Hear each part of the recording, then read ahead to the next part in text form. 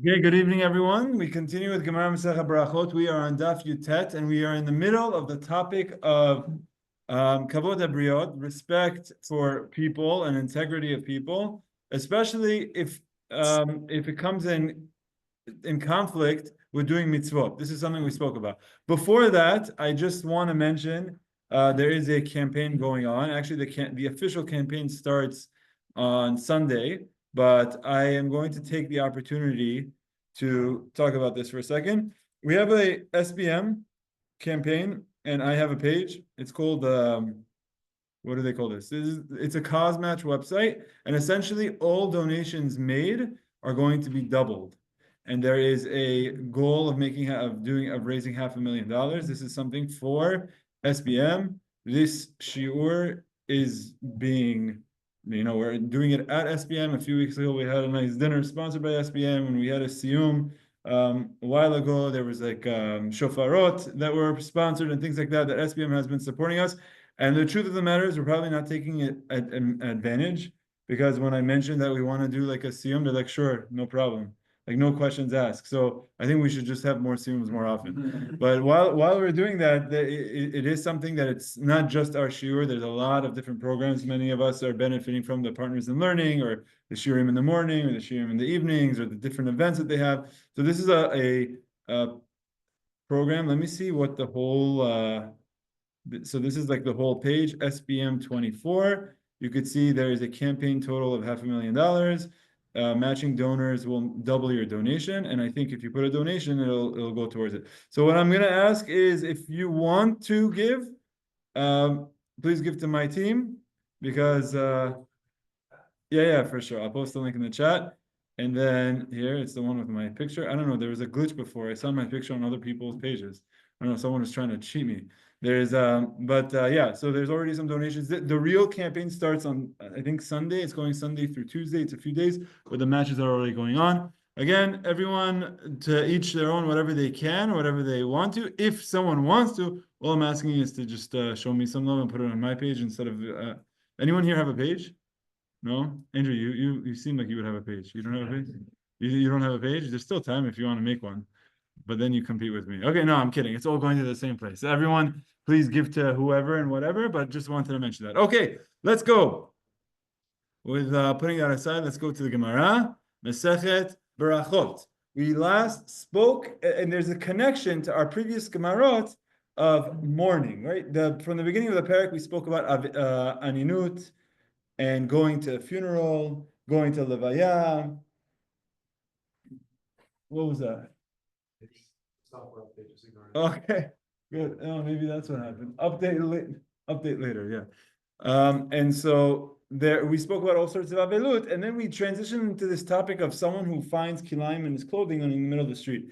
Why is that connected? We're going to see from the next Gemara. But essentially, we're going to have what I believe is 5 situations where there's someone doing something wrong against the Torah, but correcting it will be somewhat embarrassing to them.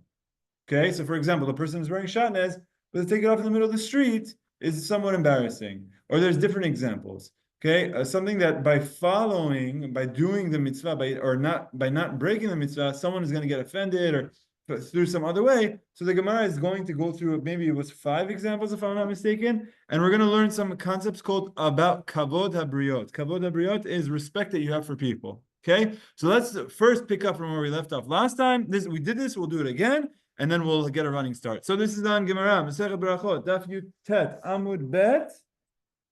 How many lines down?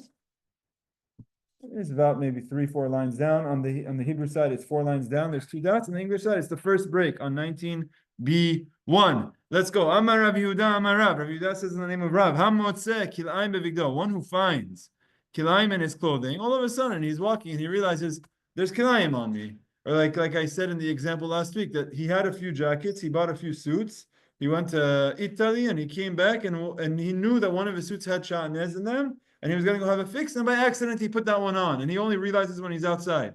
So now he's going to take it off, and it's going to be embarrassing for him, right?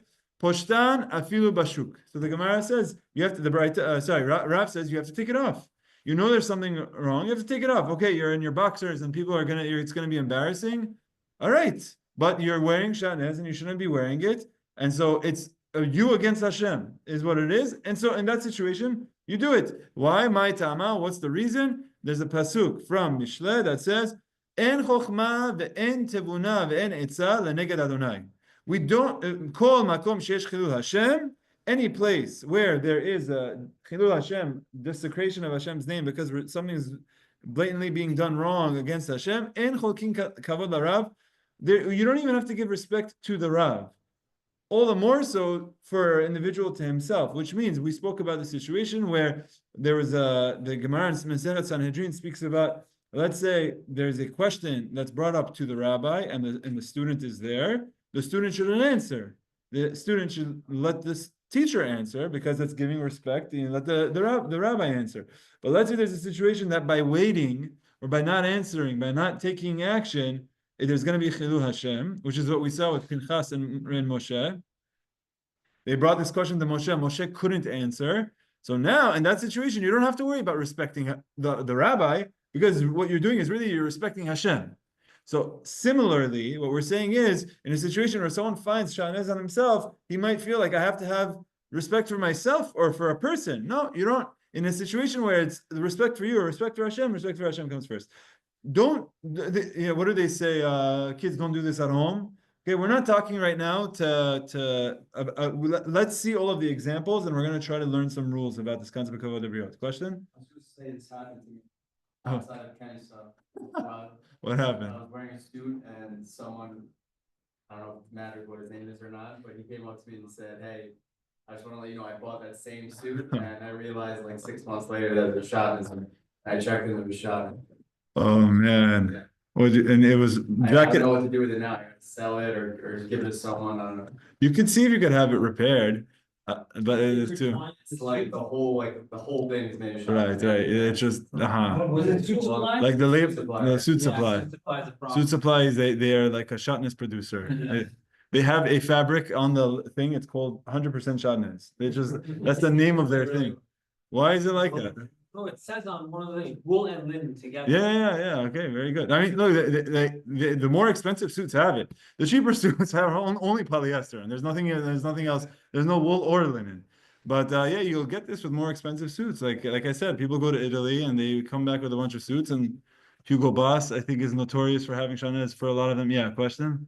We asked last week, there's no issue with like Kirayan and other materials like cotton and No. It's just wool and linen. Just wool and linen. Okay, so this is the situation, right? Now there's really two levels to this question of number one, if John finds out if he's wearing it, is he supposed to take it off or not? But number two, if you know that someone else is doing it, are you supposed to tell him? Because if you have to take it off, and then the person who's wearing it doesn't know it, but you know, do you have an obligation to tell him to take it off so that this way he gets naked in the middle of the sheet? They're not really naked, but whatever. Do you have that obligation? Oh, it's a very interesting question. We're not going to have a final answer, but we're going to have some of the discussion tonight. Okay, so let's go. Meitveh, I have a contradiction. So the first case of kavod habriyot is someone who finds Shatnez on his clothing in the middle of the shuk. Now we have a contradiction because we have a Baraita that implies something else. Kavru et hamet v'chazru. There was a funeral, they buried the dead, and now everyone came back. Now you see the connection to our Gemara. This is why, because this Baraita is speaking about a funeral. That's the segue into our Gemara. After the funeral, there are two paths. The mourner is going home, and everyone is escorting the mourner home. Now, as they're going home, there's two roads.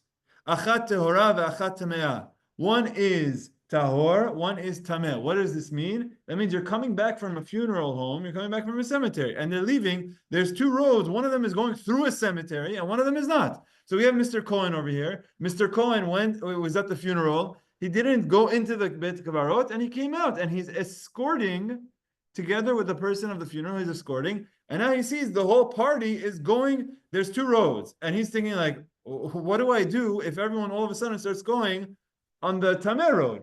Do I just drop them? Or do I say it's disrespectful for the mourner? Imagine there's only three people. And now, like, I'm walking with the mourner, and then I say, sorry, you're on your own now. Do you say, look, I know it's wrong, but out of respect to this person, I'm going to keep going? What do you think, Kohen? What would you do? You hope you're never in that situation. Okay, but now let's see what the Baraita says. Ba b'tohora. If the mourner goes on the pure road, on the road that's not going through a cemetery, through Bet Kvarot, ba'inimo b'tohora. So everyone goes with him. Ba b'tamei. And if he decides to go on the impure, on the Tamei road, ba'inimo b'tamei. So you go with him on the impure road anyway. Even though there's a Kohen, go with him. Why? Mishum kivodo, out of respect for him. So here's a situation where you're going to do something that you know is wrong, but out of respect for the mourner, you're going to do it. And davar, it's okay, it's fine. I'll go to the mikveh later. He's not allowed to. The Kohen is not allowed to become Tamei. It says, Emor al Kohanim b'nei Aaron, l'nefesh lo yitama b'amav. The Torah tells us at the beginning of Parashat Emor that Kohanim are not allowed to become Tamei. They're not allowed to. It's not. They can't just say, I'll go to the mikveh. It doesn't work like that. But in a situation where he's walking with an avel, and it's going to be hurtful to the avel, so out of respect for the avel, you could follow him. So now you have this issue. Hold on a second. Here is a situation where I'm giving kavod to a person, and I'm going against the mitzvah, going against the Torah. So why don't I say the same thing about the situation where someone is wearing Shatnez, and he says, I'm going to go against the Torah out of respect for myself, because I'm going to be naked, right? Lema, so the Gemara says, Amai, why? Why should you go with him on the Tamei road? Lema, you should say, Ein chokhmah ve'en tivuna leneged Hashem. There's no wisdom and there's no calculations when you're talking about Mitzvot of Hashem. You don't say, well, really, Hashem told me not to. But since in this situation, none of this, no excuses. You should follow the Torah. So that seems to be a contradiction from a Baraita against the statement of Rav. That Rav said that if you find kilayim, you have to take it off. So what does the Gemara answer? Targema, Rabbi Abba. Rabbi Abba explains that Baraita in a unique way. Bebet hapras d'Rabanan. It's not a real cemetery. It's not a road that's really Tamei. If it was a road that you were sure that there's bodies buried there, the Kohen cannot go. He can't go against the Torah for it. So what is it? That road is a bet hapiras. What is a bet hapras? Bet hapras is as follows. Pras comes from the word chips, broken pieces. What do you want to say? What is it?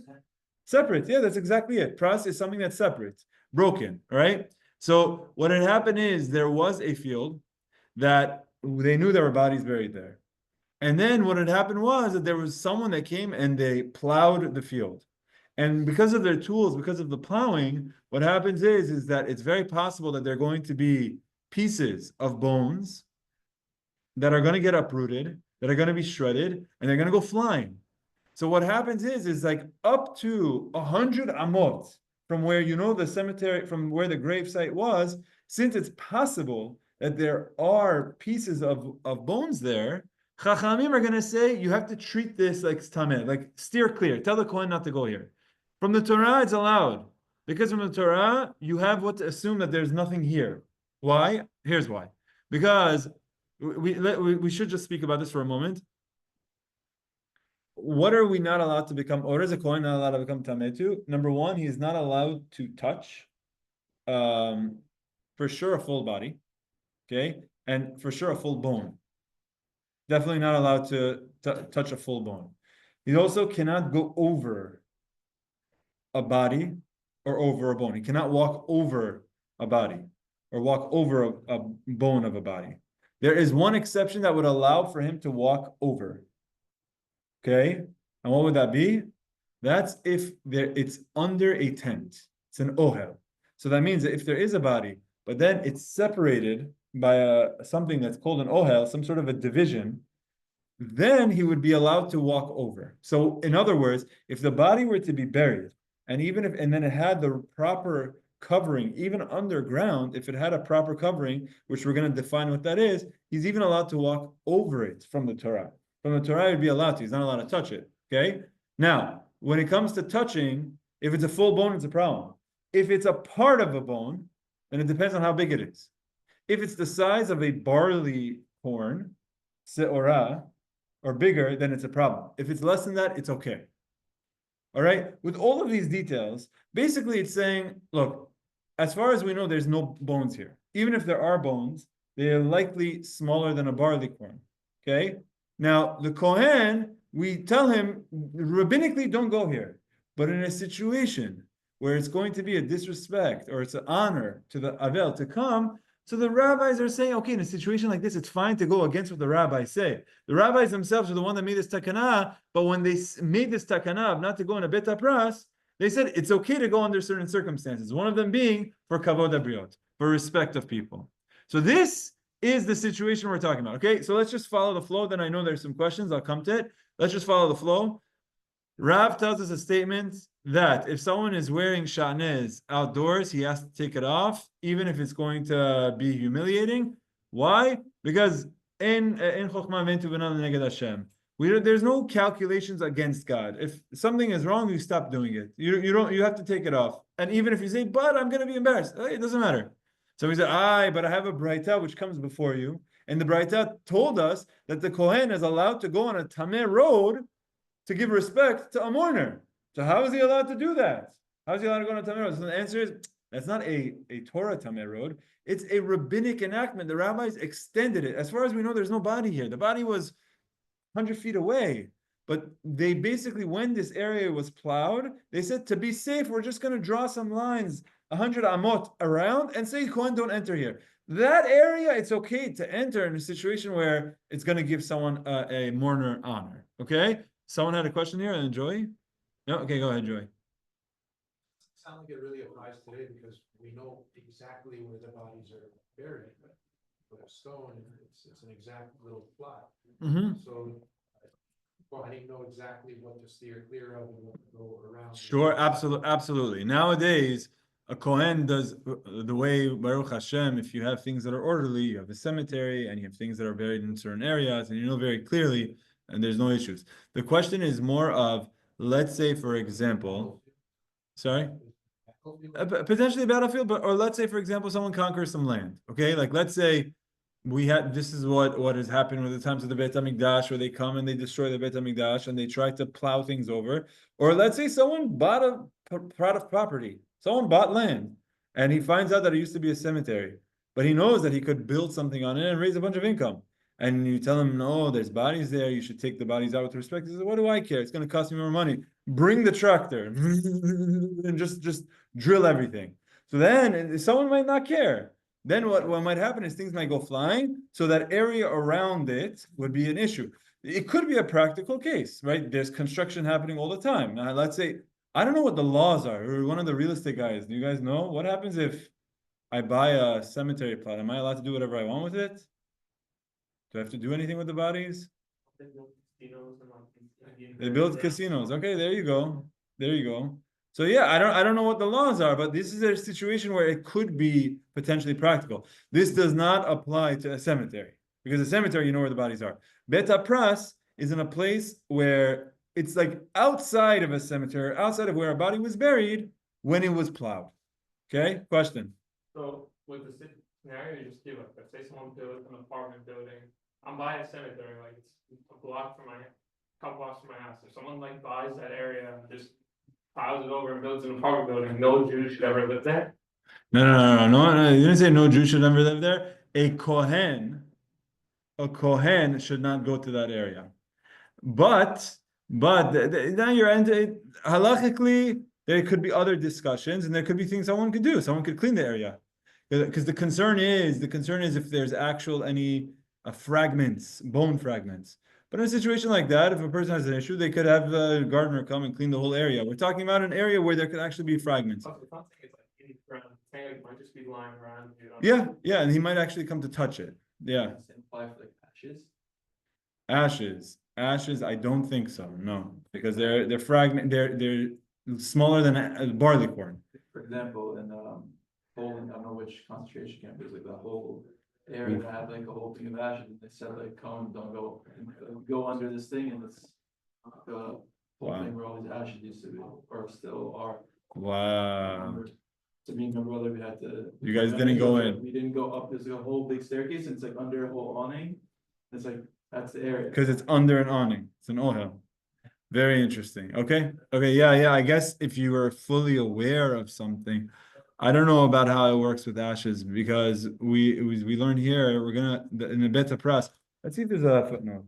Let me see if there's a footnote. I would imagine if it's less than a seor, then it's not a problem. It has to be like a lot of ashes built up. Yeah. It's like, it's in the dust, it's on the floor, it's like dust basically, but. Exactly. All right, let's see. Let's see footnotes 10 and 11 quickly, and then we'll keep going. Number 10.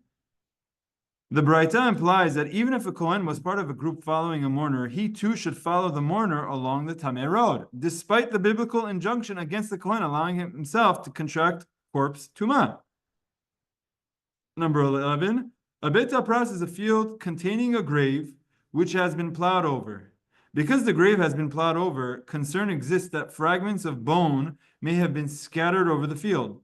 Such bone fragments, if they are the size of a barley corn or larger, can convey tumah contamination. That's the thing where I think if it's only larger than a seorah, so I don't know about ashes, but it's a good question.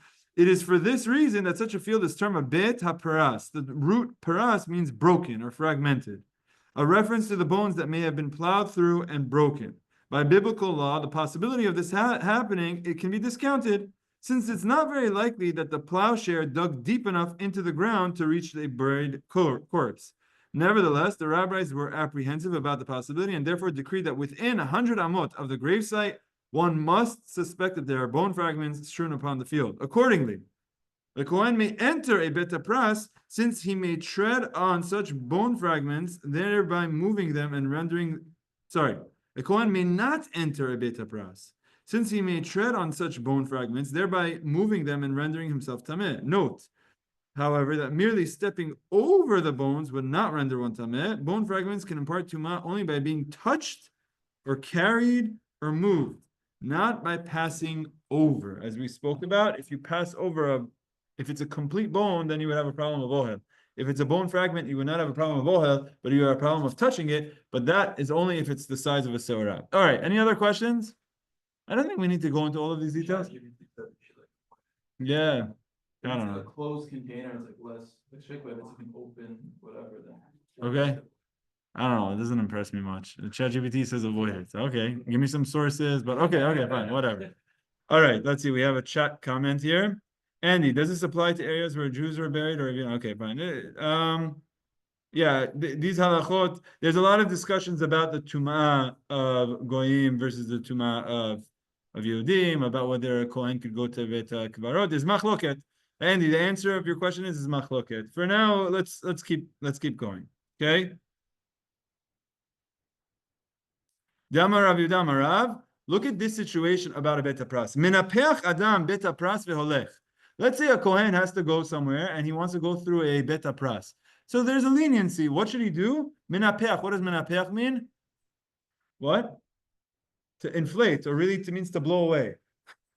It just means like imagine you have your what do you call those gardener things? Like leaf blower. Yeah. Okay, menapeach here. You could use a leaf blower without bursting your lungs. The idea is that if you check and you're seeing there's nothing there and you're moving it around, then it's fine, right? Menapeach adam bebet apras veholech ve'amar Rav Yehuda bar Tzadok mishmei derav bet apras shenidash tahor. And let's say there's a situation, Andrew, going back to your question about is someone allowed to be there? Let's say after the fact, this bet apras has been cleaned up and has been threshed and has been planted and has been clean, and you know it's been cleaned up. Tahor, it's pure. The question is if there's any raw bone fragments there, but once you blow it away, you clean it off, or someone like builds something on it, it's fine. It's gone, and the bet apras loses its status.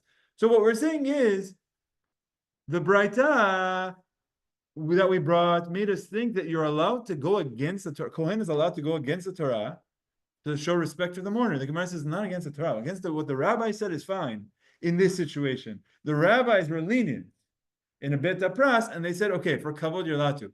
For a rabbinic isur, you're allowed to transgress the rabbinic isur for kavod habriot, to show people respect. But Shatnez is a Torah isur, and he's not allowed. Okay, that's number 2. Tashema. So let's try to bring proof number 3.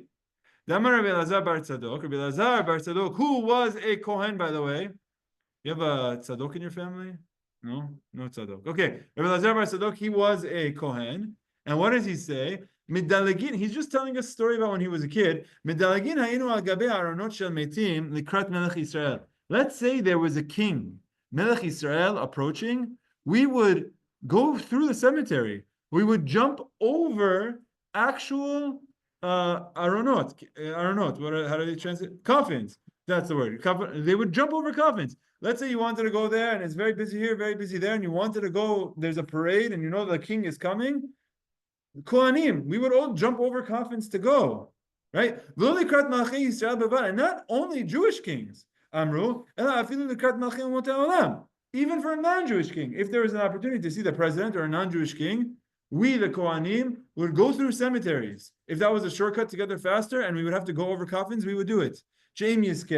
Why? Why was it so important to see non-Jewish kings? Because one day you'll have the zechut, yavchin ben malchei Yisrael and malchei umot ha'olam, to see the difference one day between the non-Jewish kings of the time, the Gentile kings of the time, and one day with the Melech HaMashiach. The more you see how important the king is, the more you'll say, wow. And then one day you're going to see Melech HaMashiach and you say, okay, he's on a completely different level of a leader. It helps you the more you see. So what is Rabbi Elazar Bar Tzadok telling us? They would go over coffins. How? Why? To go to greet a king. But what do you mean? Amai. You should say that there's no wisdom, there's no understanding, no counsel against Hashem. You can't say, well, I know it's going to be a good thing for me to go see this king so that one day I could go see another king. What is this? You're doing something wrong so that you could see something so that one day if you see the Jewish king, you'll be able to think. But you're not allowed to do that. The Gemara is going to tell us, Kidder Rabbah.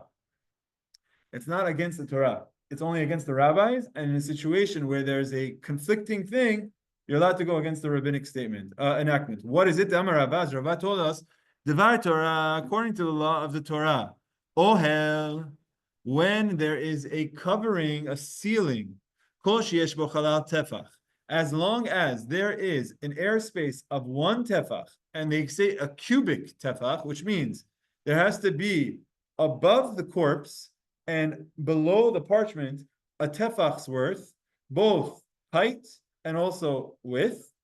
I'll explain what that means in a second. As long as you have that, chotzetz bifnei hatuma. Now this curbs and stops the tumah, which means that let's say there's a corpse lying here. Kohen is definitely not allowed to touch it. He's also not allowed to go over it. But if there is some sort of a separation between the above the body, he would be allowed to. Now, how do you define a separation? If there is a cloth, a drape on the body, that's not good enough. There has to be airspace of at least 1 tefach in between. If it's lying on the body, that's not a separation.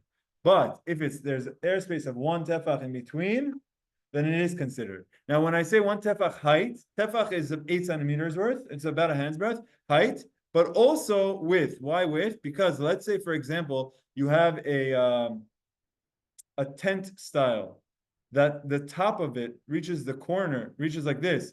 So let's say right above the body, like there is a tefach from the body to the top. You see what I'm trying? You know what I'm trying to do. I need another hand. Someone come give me your hand. I'm just asking for you to put your hand in front of my face. That's it. Hurry up, hurry up, hurry up. Come on, let's go. Zrizin maktimin. You jump over the coffin. Okay, very good. Tomer is helping out. So let's say shaloneda. I could have just used the cup. All right, shaloneda. Okay, you put your hand there. Okay, here we go. Let's say this is the corpse. We have 1 tefach up over here. So if you have something like an entire roof over here, then above is now Kohen is allowed to go above. Okay, but now let's say, for example, we do it in a way where it's pointed, so it's like this, right? Okay, it's like that. Let's say it's like this. So from the tip to the bottom, you have a tefach, but you don't have the full width of a tefach there. You get what I'm trying to show? So in a situation like that, it's not good enough. You need to have a full cubic tefach. So like you need to have a full tefach by tefach cubed above this. Then there's a separation. Thank you, Tamei. Guys, I think he's gonna like be a hand model or something. They're gonna call you. He's gonna go on YouTube and they're gonna ask you to. So now you see what's going on here, and then we'll open up for questions in a second. So here's what the Gemara is gonna say. Elazar Bar Tzadok says, "Oh, we used to jump over the coffin," and what they're saying is, what's the issue? A person is not allowed to go over the body, but the Kohen is allowed to go over a body that's been separated by a divider if it's more than a tefach above. Okay, so now look at this. What do we know about coffins? There usually is that much space above, right? Damar Rava says, Dvar Torah, according to the Torah, Ohel, a tent, kol sheyesh bo chalal tefach, as long as there is a handbreadth of space between the corpse and the tent over it, chotzetz b'fnei atuma, it constitutes as a barrier above the body, which means the Kohen would be allowed to go above it. V'she'en bo chalal tefach, but if you don't have a handbreadth space, if there's a sheet lying on the body, it does not serve as a partition, a barrier against the tumah. Verov aronot yesh bahen chalal tefach, and most coffins have space there. Most coffins have a hand's breadth of space. So what that means is a Kohen, if he's not sure if there's a coffin there and he wants to know, can I go over this or not? Well, since the majority of them have a chalal tefach, majority of them he would be allowed to. Now, the Gazru, Chachamim said, Al sheyesh bahen mishum she'en bahem. Chachamim said, don't go over any of them. Why don't go over any of them? Yeah, some of them might have, but some of them may not. So don't go over any coffins, even one that you know has a chalal tefach, because tomorrow you're going to go over one that doesn't have a chalal tefach, doesn't have that tefach of airspace. So Chachamim came and said, but don't go on any of them. Umishum kevod melachim, but in a situation where you're going to be showing respect to the king by going to visit him, lo gazru b'hu rabbanan. That's a situation where the rabbi said it's okay to go against this gezerah. The rabbis came and said, from the Torah, a Kohen, you can go over coffins because coffins usually have the chalal tefach, so you're fine from the Torah. But the rabbis are going to come and say, no, we don't want you to, unless it's a situation where it's kavod habriot, kavod hamelachim. Then it's okay. We don't have our enactment. Okay. So that was our second attempt. Our first attempt to go against this rule of Shatnez was to say, oh, how come the Kohen is following the mourner on this road out of giving kavod for the mourner? The answer is because this road is only tumah d'Rabbanan. Okay? Then we say, oh, how come the Kohen was allowed to go over the coffin? The answer is because this coffin from the Torah served as a barrier and he would be allowed to. It's only an issue d'Rabbanan. So here's the second time where we're saying rabbinic isurim, one is allowed to go against for kavod habriot or kavod melachim, showing respect to someone, kavod avel of the mourner. But if it's Baraita, he's not allowed to. Questions? Go ahead. On corpses when he's talking about like Shatnez, treating people. Okay, excellent question. The Shatnez example is not talking about a Kohen. Okay, now we're asking about a Shatnez question, and then your two examples so far came from the Bet Kvarot. So really, if you think about it the opposite way, the only reason why this is even being discussed in our Gemara here is because of the Bet Kvarot. Meaning, our Gemara had nothing to do with Shatnez. Our Gemara was talking about avelut and mourners and going to a cemetery and coming back from a cemetery. And then it said, hey, you know Rav said that if someone finds Shatnez on their clothing, they have to take it off? What does that have to do with anything? The answer is, the Gemara challenges that with avelut cases, and that's why it belongs here. So the avelut cases are situations where you're showing respect to an avel, and you're going against the Torah. So that is a disproof of Rav's statement, where he says you're wearing Shatnez, you can't go against that, even if it's a respect for a person. You can't go against that. Then the Gemara. So yes, we're bringing avelut cases as disproofs for this rule, but that's why it's here, because we were talking about avelut here, and like this is, it's almost like, you know what someone explained to me very nice. Actually, I heard this. Where did I hear this? I heard this from a rabbi in Shalavim. He gave a very nice example. The way discussions happen in the Gemara, there's no beginning, there's no end. If I ask you, what's the beginning of Gemara? You might say, what would you say is the beginning of Gemara? Masechet Berachot, right? So Masechet Berachot is like the beginning of Gemara. But the first Mishnah, Masechet Berachot says, the time to say Shema is the time the Kohanim go enter to eat their terumah. What's terumah? What time are they entering to do that? The end of the third watch. What watch? There's so much assumption that the place where it starts is clearly not where it starts, because I don't know what terumah is. I don't know what the Kohen is doing. I don't know what time he's doing it. You're telling me there's Shema. So the Gemara really has no start. The way Rabbi Turetsky said it is like, really, the Gemara is like conversations you're having at your Shabbat table. Let's say someone is having a conversation at the Shabbat table. Would you, and then someone says something, would you say, how come you started with that and you didn't stay with that? That's how the conversation is going. How come in the middle you start saying a story? How come in the middle you go into Agadah? Because that's what happens. You're having these conversations. How come in the middle of talking about funerals, you start talking about Shatnez? Because that's what I remembered because of the things that we're going to talk about funeral stuff. Like this is all a connection. So that's why it's here. I think your question is, why are we bringing these specific examples? The reason we're bringing these specific examples is because there's kavod here. Kavod of the Avel, kavod of the Melech, whereas the statement that he made is, you do not show kavod abriot. And so we're challenging it with situations where we do show kavod abriot, kavod to someone. Okay, good. Any other questions? All right. John, what did you do when you had the Shatnez? You took it off. Anyway. You were on your way out. Outside, and it's like, hey, just so you know, I bought the same thing. So you took off the jacket. Took off the jacket, went in my car, and What about your pants? that's it. You left your pants on. Okay, all right. So he did half of it. So now the question we want to know is, should he have taken off his pants on Steamboat Road? Right? That's really the question we're trying to understand here. Okay, good. Very good. Imagine that. Halacha of the day. Should John take off his pants on Steamboat Road? It's actually very, I'm sure you'll get some clicks on this, right? Make this a thumbnail. All right. All right, let's keep going. All right, very good. Next one. This is a Baraita. The Baraita is extremely short and cryptic. Tashema, we learned in a Baraita that comes to be a proof against the statement of Rav. Gadol kavod habriot. Human dignity is so important. Shedoche et lo ta'aseh shebatorah. That it overrides a prohibition of the Torah. That's his statement.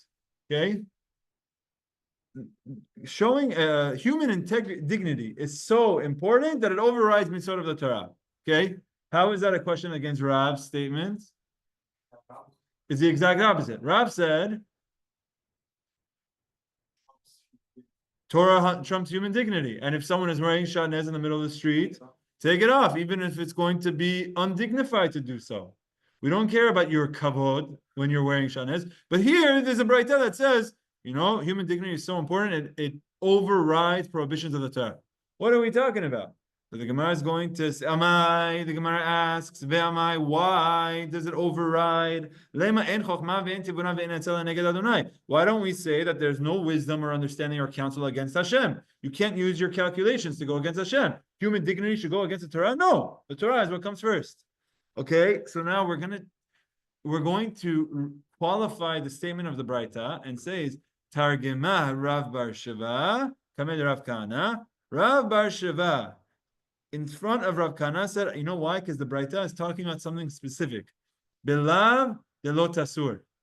It's going against the lav, not all prohibitions of the Torah. There's only one prohibition of the Torah that you're allowed to override. It's not telling you you're allowed to override all prohibitions. It's just there is a particular prohibition of the Torah that you're allowed to override. And which one is that? The one of lo tasur. What is lo tasur? The Torah says when the rabbis tell you to do something, don't deviate right or left. When the rabbis, lo tasur means don't deviate. So you see what he's saying? He's saying same answer as the other two. Remember, when he came to going to the cemetery, we said, oh, how is he going to the cemetery for kavod habriot? We said, oh, it's only a rabbinic issue that because it's a bet apras. How are they going over coffins? It's only a rabbinic issue because it already has a partition. Now over here, he says you should go against the mitzvah of the Torah. He says, no, it's only lo tasur, which means don't go against what the rabbis say. So you're allowed to go against what the rabbis say for human dignity. So he's just changing it to a rabbinic thing. But in order to go against a rabbinic thing, he's quoting a pasuk from the Torah. So what happened was when he said this answer, achichu alei, everyone started laughing at him. Everyone started laughing. They said, what are you talking about? Lav de lo asur de'araitahi. It says in the Torah not to go against what the rabbi said. So now you're saying, oh, when the Baraita says you're allowed to go against a lo ta'aseh of the Torah, a prohibition of the Torah, and you say, that's talking about the prohibition that says you have to do what the rabbis say, and then that one you're allowed to go against, but that itself is from the Torah. You follow the flow? The Torah says that you cannot deviate from what the rabbi said. You cannot deviate from what the rabbis say to do. So now he comes and says, you're allowed to go against what the rabbis say in a situation of kavod habriyot, but the Torah is the one that says don't deviate. So you're not going against the rabbis by going against the rabbis. You're going against the Torah when you're going against the rabbis. You follow? I don't see. I don't feel it. No, Joey, you're not convinced. All right, we got to roll up our sleeves for this one. Okay, there's a mitzvah in the Torah. The mitzvah in the Torah, it's in Parashat Shoftim. It says when the courts and the rabbis tell you to do something, you cannot deviate. Essentially, the Torah is giving authority to the rabbis to enact laws. And the Torah itself is backing them. That if the courts establish a law, you have to follow it, and that authority is given from the Torah. So if someone goes against the rabbis, are they going against the rabbis or are they going against the Torah? Both. Okay, both. Very good, Yosef. Explain. But the Torah says not to deviate against the rabbi. Okay. The rabbi, you mean both the rabbi and the Torah. Exactly. Very good. Because the Torah says don't go against what the rabbi said. So if someone goes against the rabbis, are they going against the rabbis or the Torah? The answer is going against the rabbis. And the Torah says you must listen to the rabbis. So you're also going against the Torah. Right? This is what the Torah says, lo tasur. And this is a source that really listening to what the rabbis say. And when we say rabbis, we're not talking about you chat GPT and say, tell me what a rabbi would say. No. Like we're talking about the courts, the Sanhedrin. When the Sanhedrin establishes a law, the Sanhedrin was the one that established the law that a bet pras, that an area where there are bone fragments, a Kohen's not allowed to. The Sanhedrin is the one that said a Kohen should not go over a coffin, even if there is a halal tefach, because he might come to go over a coffin without a halal tefach. It's the Sanhedrin, the rabbis are saying this. Okay? The Torah gives the jurisdiction to the rabbis to come up with these enactments. So, what we're trying to do is we're trying to say, against the statement of Rav about the Shatnez. The guy's wearing Shatnez, you tell him, take it off. Okay? We say, why? It's human dignity against the Torah. And then you say, yep, human dignity doesn't win against the Torah. Torah comes first. Above human dignity, Torah comes first. But then we said, okay, but we have a Baraita that says, for human dignity, you go against the Torah. He says, no, you're not going against the Torah, you're going against lo tasur, which says don't go against the rabbis. And they said, that's the Torah. It says in the Torah, don't lo tasur. When you say gadol kavod habriyot, that it's so important that you go against the lamb of the Torah, and you say, that's only the rabbinic one. That rabbinic one is the Torah talking. So that what that's telling you is you're allowed to go against the rabbinic one. That's going against the Baraita one. You're going against the rabbi. If you're going against the rabbis, you're going against the Torah. So a question on the question. Okay? Yeah? Why didn't they ever say this in the other two examples? Like they said, oh, it's rabbinic, but what about lo tasur? Okay, no, you can't ask that question because it's a different disproof. You have a question, right? Now we're going to try to disprove it. So I bring disproof number 1, okay, it didn't work. I bring disproof number 2, it didn't work. Bring disproof number 3, and you say, well, how come disproof number 1 wasn't disproof number 3? Because that's disproof number 3. They said it's only rabbinic, so it doesn't count. They said, but no, but the rabbis are back. Okay, very good. So you're saying you could have pushed back on disproof number 1, right? This is what you're saying. You're saying when you said it's only rabbinic, you could say, but what do you mean? Rabbinic is also from the Torah. Okay, so there's a clear understanding that there's a difference between Torah mitzvot and rabbinic mitzvot. Now, why would it be different? Does it mean that I don't need to follow rabbinic mitzvot? Something push comes to shove, rabbinic ones, let it go. No, so the understanding is as follows. The understanding is when the rabbis made their enactment, they enacted it with tons of exceptions. Meaning the rabbis came and said, we want the Kohanim not to go in a bet pras unless one of 10 reasons, then they're allowed to. We want Kohanim not to go over any coffin unless it's one of these 10 reasons. Meaning, it's not that you're going against what the rabbis say. The rabbis never asked you to have this, never created this prohibition in certain situations. Okay? So that's what you would say for the first case. The case of the bet pras, you say, oh, bet pras is only rabbinic. So you're saying, well, why didn't we push back and say, but rabbinic is from the Torah? The answer is because, no, that's how the rabbis established it. The rabbis established, don't go into bet pras unless you're giving kavod amet, then you're allowed to. Kavod avel, kavod melachim, kavod briot, then you're allowed to. Okay. Now, what's happening here is we have a Baraita that states explicitly. It states explicitly in this third one. It says that kavod briot goes against a lo ta'aseh from the Torah. So that's a huge statement going against the lo ta'aseh from the Torah. That's going against our Shatnez thing. So he comes and says, really, it's talking about a rabbinic thing. So everyone laughed at him. And so that's clearly not what the Baraita is saying. The Baraita is saying lo ta'aseh from the Torah, and lo ta'asur is from the Torah. Okay. Now, but the Gemara is going to answer to your point that even though rabbinic is made from the Torah, the nature of rabbinic things are different.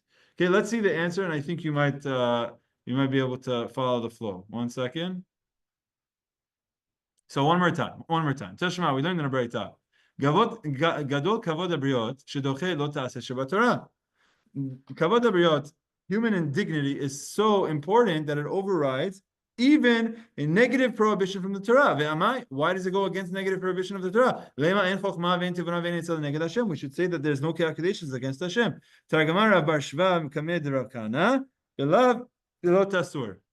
It's saying that specifically the prohibition of you shall not deviate of lo tasur, that's the one that kavod habriot overrides, which is rabbinic things.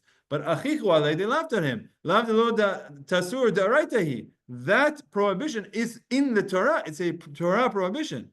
So Amar Rav Kahana. First of all, Rav Kahana, who was there. All of these things have to do with Kohanim. Rav Kahana, who was there, he said, Gavra Rabba Amar Milta. You have a great rabbi who said something. Lo tachichu alei. Don't laugh at him. Okay, you thought it's funny. It's not funny. It's actually the correct answer. Kol milei de Rabbanan. Any rabbinic enactment, alav de lo tasur, asmichinu alav de lo tasur. The rabbis, how do they translate this? Based all of the rabbinic laws on the pasuk of lo tasur, umishum kivodor sharu rabbanan, and with his honor, the rabbis permitted it. What he's saying here is that when the Baraita says Gadol kavod habriot, that human dignity is so important that you're allowed to go against a lo ta'aseh of the Torah, and comes this rabbi, who was it? Rav Bar Shiva, that says, oh, it's talking about lo tasur, and they laughed at him because that's also from the Torah. He's saying that's what the Baraita meant. The Baraita meant Gadol kavod habriot is so important that it's doche all of the rabbinic things. And what he's calling rabbinic things is love of the Torah, lo ta'aseh the Torah. But it's not that you're actually going against the lo ta'aseh the Torah, because the rabbis never asked us of this. This is, Andrew, this is like answering exactly what you're saying. Umishum kivodo sharu rabbanan. The rabbis told us not to do certain things, but in a situation where it's human dignity, the rabbis permitted suspension of rabbinical law in cases where the two collide. All rabbinic decrees are predicated on the mitzvah and the Torah to heed to the judges in each generation and to never stray from their words. Therefore, when sages suspend a decree in the interest of preserving human dignity is overriding a Torah prohibition. In any case, it only overrides rabbinic decrees. It's not saying that it overrides and says, hey, I'm stronger than this. It's that the rabbis sort of bow out. And they say if there's a situation where human dignity is going against a rabbinic law, the rabbis bow out to say the lo tasur, don't deviate from what the rabbis say, goes away. It's not that you're going against the Torah law, it's that the rabbis are uprooting their rabbinic enactment. Okay?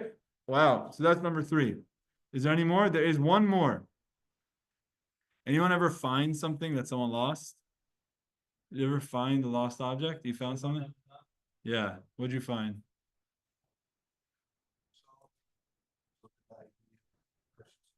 Oh, you knew bathroom and a wallet and a bathroom stall, and you saw the ID, you knew who it was. I have a great story about when you guys heard my story. Okay, whatever. I once found the wallet. I'll make a long story short. I worked very hard to find the guy, and there was a lot of cash in there. I worked very hard. I got him, and there was no phone number, so I had to. I took his ID. I didn't know who it was. I went to his address. I rang the doorbell. No one answered. I left a note. I said, "Please call me. I have something of yours." I wrote it. he called me afterwards, and then he said, he said, yeah, Adam, you told me to call you. I said, yeah, I found your wallet. He's like, oh, thank you so much. I'll come pick it up right now. And I'm like, how are you going to drive without your license? I actually asked him, like, how are you going to drive without your license? He's like, it's okay, I'm going to drive quickly. I'm like, all right, I won't tell on you. But then I asked him this, I'm like, according to Halacha, when you have a lost object, you have to have the person like prove that it's theirs, to give a siman, to give some sort of a sign. So I said, can you bring some sort of ID or something to prove to me that this is you? Some random guy, maybe it wasn't actually you. And he's like, oh, come on, you have my ID. I can't bring you ID. I'm like, all right. I'm trying to help you out here. You're gonna go driving illegally. I can turn you into the cops. I'm like, all right. I'm like, but so tell me something about your wallet. He said, if you look on the right side, there's a Geico card, and on the left side, there's this credit card, there's this credit card. So he proved it was his. So I said, it's fine. All right. So then he came over and I gave him the wallet. There was a lot of cash in there, by the way. A lot of cash. But still, we did a Kiddush Hashem. He wasn't Jewish. I had my in Great Neck, yeah. He did not give me, what is it? There was multiple $100 bills in there, as well as other types of bills. There was a lot of money. Yeah, there was no $1,000 bill in there, but there was a couple $100 in there. A couple $100 with a bunch of stuff, and even beside that, just like I know you have to cancel all your credit cards and like all of this. It's like a terrible headache. I wanted to save this guy. It's not about the money was like one thing, but like just the headache. For me, I would imagine the headache is worth more. So what he did was he pulled out a business card and he gave it to me, and he's a business card of a photographer. And he said, Adam, call me whenever you want. I'll take a photo shoot of you, your wife, your kids, whatever you want. I was single at the time. And he's like, I'll give you a photo shoot. You just call me whenever you want and I'll give it to you. Right? He didn't give me any of the cash. He gave me his business card and he offered me a free photo session. Then as he's driving away, he's like, the best time would be 12 o'clock on a Tuesday afternoon. I'm like, are you serious? You're gonna be you're blacklisted. What do you call it? Blackout dates? Blackout times for your free session, except for Tuesday at time. I'm like, get out of here. Hey, go enjoy your wallet. Anyway, that's my story. And there was a Kiddush Hashem. It was a Kiddush Hashem. He didn't take any of the money. I actually worked hard getting it to him. And I had my kippah on my head, and I made sure that he knew that I was a Jew, just helping a guy out. All right. What happens if you find a lost object? The Torah tells us that if you find a lost object, you can't turn away from it. Lo tuchal leitalem. You're not allowed to turn a blind eye. You have to get yourself involved. But the way the Torah says it is there's a pasuk, it says it in a very weird way. It says, don't find your brother's lost object and then hide from it. It says, Lo tirech amar sona'acha. We're going to see the pasuk. It says, don't go find your brother's lost object and then hide from it. The way it should say is, if you find your brother's lost object, don't hide.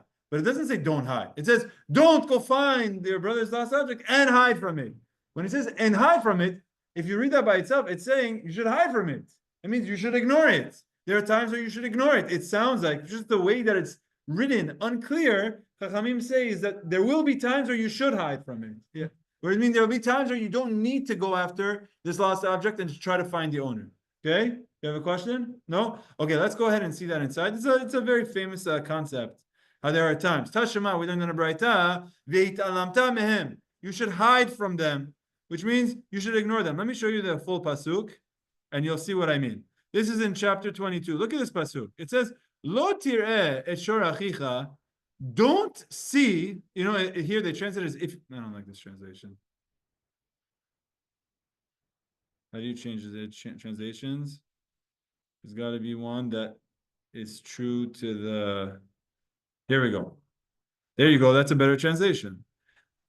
Lo tir'eh et shor achicha. Thou shalt not see your brother's ox, o et seyo, or his sheep, nidachim, going astray, v'im talamta mehem, and then hide yourself from them. You should not see your brother's ox going astray, and then you should hide from it. Instead, hashav teshivem le'achicha. Rather, return it to your brother. Now, it should have said, ki tir'eh, if you see your brother's ox or sheep going lost, lo titalem mehem. Don't hide yourself from it. But the way it says it, these words, v'hitalamta mehem, means hide yourself from them. Here we go. Look at this English. And hide thyself from them. You should hide yourself from them. So the Baraita says, Tashema v'italam damehem, you should hide yourself from it. Pa'amim shatam mitalem mehem. There are times where you could ignore it. U'pa'amim she'inatam mitalem mehem. But there are times where you can't ignore it. How do you know? Haketzad, how does it work out? Im haya kohen. This is Andrew. We're going back to another case of a Kohen. Wow. Of Bet HaKvarot. V'hi be'bet HaKvarot. Let's say it's a Kohen, and it's in the Bet HaKvarot. So we have Mr. Cody Cohen going for a drive, and he sees there's a lost object in the cemetery. Or he's a Talmid Chacham, he's an elder, and it's not befitting to his dignity to go after this. Give me an example. You see a big Talmid Chacham, he sees a quarter on the floor, or he sees a toy. He sees a little slinky on which thing is probably costs like 10 cents. Right? You see something that's so worthless, right? Or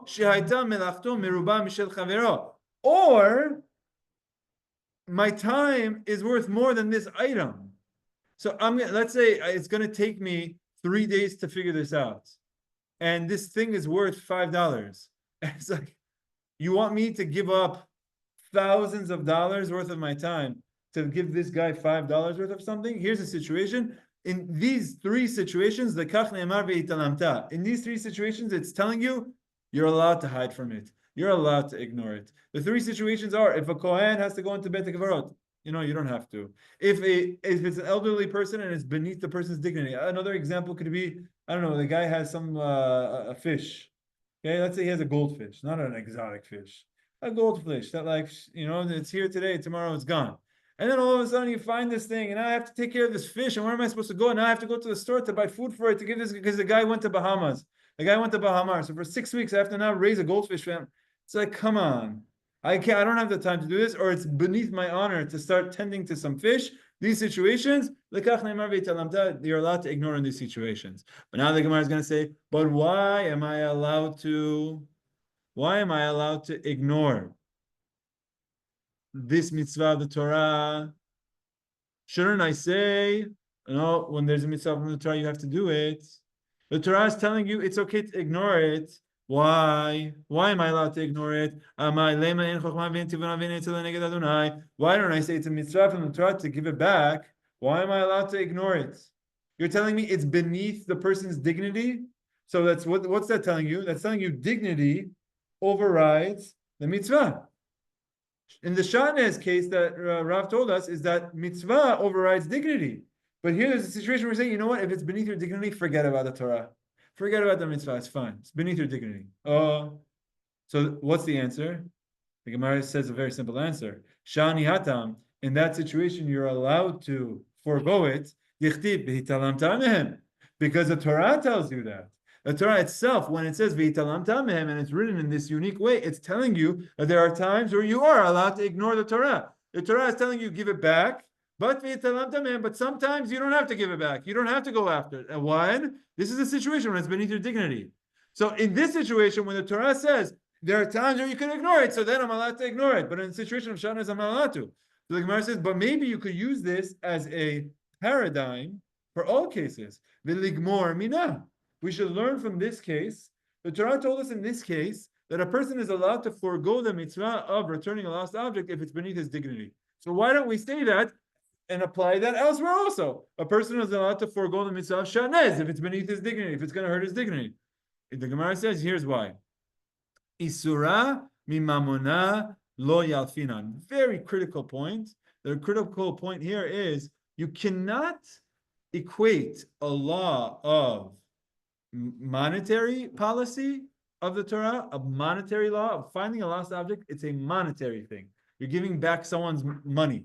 Okay? You cannot take that law and, what's the word when you extrapolate it? You're now extrapolating this monetary law into a law of something that's permitted and prohibited, of wearing clothing. Hold on a second. What we're telling you is like, it's beneath your dignity. This thing is worth $1. This thing is worth, it's a slinky. You're going to go get yourself muddy and dirty. It's beneath your dignity for $1. Okay, that's a monetary situation. But then you could say, oh, I have Shatnez on, I'm allowed to do something wrong. No, that's not a monetary thing. That's an isur. It's something that's prohibited. So here, let me just read how they translate it. We do not derive halachot pertaining to prohibitions from monetary laws. And the case of a lost object merely entails a monetary loss, unlike other prohibitions. Okay? So what happened is, let me see the time. Yeah, because there's time for one more. We found a situation where the Torah, where the Baraita tells you you're allowed to go against the Torah if it's beneath your dignity. And we're saying, oh, so why am I allowed to? The Gemara answers, because you have a pasuk of V'hitalamta mehem that's telling you that you're allowed to do that. So why don't I use that as the binyan av? Binyan av means that's my paradigm, and I now take that and apply it to other and extrapolate it to other Torah cases. The Gemara answers, because that's a monetary situation. A monetary situation cannot be extrapolated to isurim, to prohibitions of wearing shatnez. That's not a monetary thing. The Torah is telling you not to do something. It's not about returning money to someone. Fine. Last case, Tashema. Ooh. Can I do this? Yeah, I can do this. All right, so a little bit of background. We're not going to go into all the details. We're not going to go into the details, but let's do it. Tashema, we learned in the Baraita. Case number 5. Count with me. Count with me. How is this case number 5? What's case number 1? Our case that we're trying to challenge, and we keep challenging, is the Shatnez case. Rav says, the guy's wearing Shatnez, you got to take it off even if he's going to be undignified, okay? What are the cases that we try to disprove this, to tell us that actually human dignity goes above the Torah? What's number 1? You're a Kohen and you're accompanying. Very good. A Kohen is accompanying a mourner going through a cemetery or a place that's buried. Oh, he's allowed to do it, showing respect. What did we say there? It's a rabbinic one. It's beta pras. That's number 1. Number 2, very good. The Kohanim are hopping over coffins to go greet and show respect to the king. Oh, you're going against the Torah for showing respect? What's the answer? What? Say it again. There's a halal tefach. There's enough space to say that coffins have partitions, and if they have partitions, the Kohen is actually allowed to. It's just the rabbis told him not to. So once again, it's a rabbinic thing. Number 3. Yes, very good. You have a Baraita that says Gadol kavod abriot shedoche lo ta'aseh shabbat Torah. The Baraita just says the statement of human dignity is so important that it overrides prohibition from the Torah. So what's the answer there? Very good. That's referring to rabbinic prohibitions, and he's calling it prohibitions of the Torah of lo tasur. And then they laughed at him. They said, "Oh, but that's from the Torah." And it's like, no, it's not that you're going against what the Torah says. It's that the rabbis backed down and took their enactment down in a situation where there's human dignity. So that's number 3. Number 4. Lost object, if it's beneath your dignity, you don't have to do it. So what's the answer there? That's from the Torah. You skipped a step.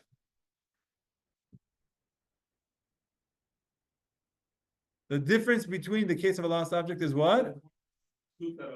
Very good. There's the way it's worded tells you that there are times where you're allowed to forego this mitzvah. This mitzvah does not apply because sometimes you're allowed to hide yourself. Oh, so why don't I take this and apply it and blast it for all of the mitzvot? Monetary law is not as Exactly. It's only a monetary law, and monetary laws are not going to be applied. It's not as stringent as prohibitions. Last one, okay? Number 5. We could do this, guys. We could do this. You think we could do it? We could do it. Okay, Ta'at Shema, we come learn the Baraita. V'la sister. And let me tell you outside what happens. We're talking about a Nazir. A Nazir is not allowed to become Tamei. A Nazir is someone that says, I swear, I make a neder, I'm not allowed to become Tamei, right? Now the Torah says, hey, you said he can't do it, you can't do it. What about his family relatives? He's not allowed to. He's not allowed to go to his dad, his mom, his brother, his sister, his kids, no one. He's not allowed to. The Gemara says, it's actually Rashi quotes the Gemara elsewhere that says, you said that the Nazir can't go to anyone. And he said, you can't go to anyone. You can't go to your mom. You can't go to your dad. You can't go to this one. Yeah, that's everyone. You don't need to just start listing a bunch of people. Why do you list a bunch of these people? Okay? So the answer is because each of these names of these people is coming to exclude someone that that the Nazir is allowed to come in contact with. And let's see it. The Baraita says he cannot come in contact. A Nazir is not allowed to go bury his sister. Why does it have to tell me specifically his sister? It said he's not allowed to go into contact with anyone. Here's why. It's coming to teach you. Let's say this Nazir was on his way to go do a Korban Pesach, and he was also on his way to go do a Brit Milah, and then he hears that his sister died. So here's a Nazir. He's not allowed to become Tamei. On top of that, he has his sheep in his arm. On top of that, he has his 8-day-old baby in his arm, and he's going to do a bunch of mitzvot. And then he hears that his sister died. You might think, maybe in this situation, he's allowed to go to bury his sister. Amart lo yitama. The Torah says, no, you're not allowed to. Okay? Then you might say, okay, you're telling me you can't do it for anyone. So you might think that you can't do it for a met mitzvah. What's a met mitzvah? Anyone know what a met mitzvah is? Unidentified corpse. Is that what they called it here? Yeah, it's an unidentified corpse. A met mitzvah is there's a body just lying there. This is like the things that the people of Zaka do. Bodies that, it's not like someone's relative. So you have no idea who it is. That's human dignity. Because there's no one going to take care of this because no one even knows about this. Someone finds a corpse somewhere. So in a situation where a Nazir taking his Korban Pesach, going to do a Brit Milah, he sees a met mitzvah, he might say, no, I'm not allowed to. No, the answer, the Gemara says, Tamul Omar v'la achoto. The Torah says, no, to one's sister, he's not allowed to become tameh. La achoto de'eno mitameh. He cannot become impure to his sister because there's someone else in his family. They know who the family is. Someone else in the family can take care of it. But he is allowed to, the Nazir is allowed to, and must become tameh for this body that you find, an unidentified corpse, even though he's a Nazir, even though he has a korban, he wants to do Korban Pesach, even though if he wants to do this, even though it doesn't matter, if there's a body that no one knows who it is, because of Kavod HaBriot, the person has to throw all of the mitzvot out to go do this. The Gemara says, Amai, why? You should say there's no calculations against Hashem. Hashem told a Nazir, don't go touch a body. Here's a situation where there's an unidentified corpse. You say, okay, it's fine. What do you mean? Don't go against it. The Gemara says, Shani hatam dichtiv v'la achoto. The answer is no. In this situation, you know why we're allowed to go against the Torah? Because there's an extra word v'la achoto. This extra word v'la achoto is saying, I'm telling you, don't come in contact with people that we know who they are. Like you, the Nazir, your sister, don't go and touch this body because we know who this is and one of your other relatives are going to take care of it. But if there's an unidentified corpse, you have to. So by saying to your sister, really what it's coming to do is to tell you that it's only identified people that you're not allowed to come tameh to. The Nazir is not allowed to become tameh to. But unidentified people, you have to. Oh, isn't that going against the Torah? Yeah, because it says v'la achoto, and that the Torah itself is coming to teach me this. V'ligmor mina. So why don't I use this as the paradigm and say, you see from the situation of the Nazir that in a situation where there's human dignity of a corpse, that he's willing to go against the laws to do it. So that means for human dignity, you're allowed to go against the laws. Why don't you apply this to everywhere? The Gemara says, Shev ve'al ta'aseh shani. It's a very important rule because going against the Torah, there's two ways of going against the Torah. One way of going against the Torah is when I actively do something. Another way of going against the Torah is when I passively do something. In this situation, I kept saying about Nazir, but it's not really Nazir. It's a situation of a guy is going to bring a Korban Pesach. Okay, I have to clarify. This situation is coming to include someone that's going to bring a Korban Pesach. So now, tell me, by seeing the corpse, by touching the corpse, the person is going to go against the mitzvah of Korban Pesach because he's going to become impure. By becoming impure, now he can't bring the Korban Pesach. Tell me, that sin, is that an active sin or a passive sin? Why is it passive? To do that. I'm not talking about the intention. Exactly, because you're not bringing the Korban Pesach that the Torah told you to bring. So you're going against the Torah by not doing anything. I'm sitting there. The Torah says, go bring a Korban Pesach. I'm saying, I can't. So what's happening is I'm going against the Torah by passively not doing something, right?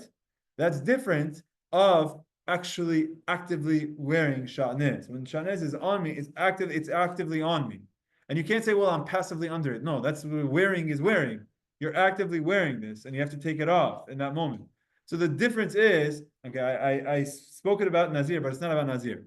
A guy is going right now to go bring a Korban Pesach, and then he knows that if he touches the corpse, by touching a corpse, he's going to lose out on the mitzvah of the Korban Pesach.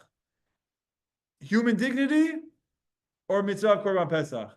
The Gemara says, okay, Berachot, you have to take care of the human dignity.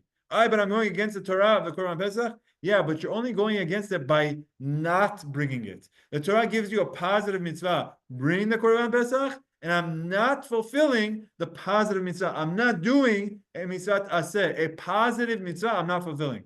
That's very different from going against a restriction of the Torah that says, don't wear Shatnez, and then I do. Because now I'm doing an action against what the Torah says. Okay? Questions? Go ahead. Just this, like the repercussion of not bringing Korban Pesach, that, and also, I guess, maybe that's why I mentioned bringing law, is karet. There's only two mitzvahs that say that incur karet if you don't do it. That is correct. Is that why I mentioned? That's why you bring those examples, because they are the most extreme mitzvot aseh. It's not a tefillin, it's Korban Pesach. It's exactly what you said. It's karet of Brit Milah. And still you're allowed to go against the Torah. Why? Because it's v'la'achoto. But v'la'achoto, that's telling you go against the Torah for kavod habriyot. Yes, but only if you're sheva taseh. If I'm telling you, you don't have to do the positive mitzvah. But to go against the negative mitzvah, you're not allowed to do that. Okay, so this is the fifth one. Questions? Yes? But is this entire like concept of like Nazir going and carrying the mitzvah, like the opposite of what you're describing? That there's like the law said for the Nazir to not get tuma, and they're going and breaking that for the sake of human dignity. Correct. So it's the opposite. They're actively going against a negative prohibition, whereas everything else you said was just not doing something. Very good. Doing something. So it's like the opposite situation of everything you just described, but they're still doing. So how is what he's saying here that it's only for when you abstain that it's okay, but that doesn't apply to the Nazir example. Very good. Okay. Very good. So the Gemara asks this, and the Gemara says, because this situation has a pasuk, it says v'la'achoto. And now you're saying, okay, but let me just see this. 1 second. Help me find this footnote. Here we go. Footnote number 33. All right, you got to read a little bit. All right, guys, let's just read a little bit. Footnote number 33. Concerning one who vows to become a Nazir, the Torah states generally, Al nefesh met lo yavo. He should not come in contact with the dead. However, the next verse specifies, La'aviv, ulimo, la'achiv, la'achoto, lo yitamam b'motam. His father, his mom, his brother, his sister. This specification seems superfluous, since the previous verse already indicated that the Nazir may not become Tamei for any human corpse. Sifrei therefore expands this verse, derive the principle that a Nazir may contaminate himself in order to bury an unattended corpse as follows. From Le'aviv, from when it says to his father, Sifrei derives that although the prohibition against the Nazir becoming Tamei applies to the corpse of the Nazir's father, it does not apply to unattended corpse. To his mother, even if the Nazir is a Kohen, and thus the extra level of holiness, although he may not come in contact with the corpse of his mother and other relatives, he may come in contact Tamei from an unattended corpse. The Achiv is that even if the Nazir is a Kohen Gadol, which would make him a prohibition to become Tamei for any of his relatives, even if he were a Nazir, he may not become Tamei to his brother's corpse, but he could for an unattended corpse. The Gemara now cites this v'la'achoto. The person in the discussion is neither a Nazir nor a Kohen. That's it. The answer is this case is he's not a Nazir and he's not a Kohen. Footnote number 34. The guy is not doing anything wrong by becoming Tameh. What the guy is doing is that by becoming Tameh, look at footnote number 34. The person on the discussion is neither a Nazir nor a Kohen. The person is therefore faced with this dilemma. Number 35. The person is faced with this dilemma. Should he continue on his way to perform the positive mitzvah of Pesach offering and his son's circumcision? Or should he instead engage in the positive commandment to contaminate himself for his relative? That is, you would be in doubt as to which positive commandment has priority, the commandment to contaminate oneself for his relatives, or the commandment of the Pesach offering. So upon contemplation, you would conclude that he would continue on his way to offer the Pesach sacrifice and circumcise his son for the following reason. Once the time to offer the Pesach sacrifice arrives, deliberate failure to offer it incurs in a penalty of karet. Failure to have oneself circumcised also has the same severe penalty. This is what Cody just said. On the other hand, failure to contaminate oneself or his relative is punishable by karet, is not punishable by karet. In this respect, the mitzvot of the Pesach offering and circumcision are more weighty than the mitzvot of contaminating oneself for the relative. Therefore, even without a scriptural teaching, we would rule that the mitzvot of Pesach and circumcision have priority over the commandment to contaminate oneself for the dead. Although, okay, etc., etc. Look, there's a lot here. I feel bad because we're past the time, and I think there's some details here. Let's pick up from this last case next time. This last case next time, we'll go through it. We'll do it again. We'll speak through the whole thing of Halacha, and then we'll deal with Andrew's question. Andrew's question is essentially, just let's learn this out, and let's learn what exactly we're learning here. The answer to your point, to your question is, in this situation, he's allowed to become impure. There's no prohibition of telling him don't become Tamei. He's allowed to. But the issue is by becoming Tamei, what's going to happen is he's going to miss out on the positive mitzvah of Korban Pesach or on the positive mitzvah of Brit Milah. And now he has to say, should I keep going to do the positive mitzvah of Korban Pesach, or should I stop and get myself involved with this body? And the answer is, stop, get yourself involved with this body. Okay, I'm going against the Torah for the body. I'm going against the Torah for human dignity. But the Gemara says, yeah, but because it says V'la'achoto, there's a pasuk that tells you to do that. Why don't I apply that to everything else? Because this is the only situation here is there's a positive mitzvah that I'm telling you that you could forget about. But I'm not telling you you're allowed to now start doing negative mitzvot. You're now allowed to wear Shatnez. No, you're not allowed to. We'll do this Be'ezrat Hashem next time, and we'll discuss it at length. Okay? As we end off here, I'm going to send out the link, God willing. If anyone wants to make a donation to SBM, please do to the campaign page. Hazak Baruch, everyone. See you next week.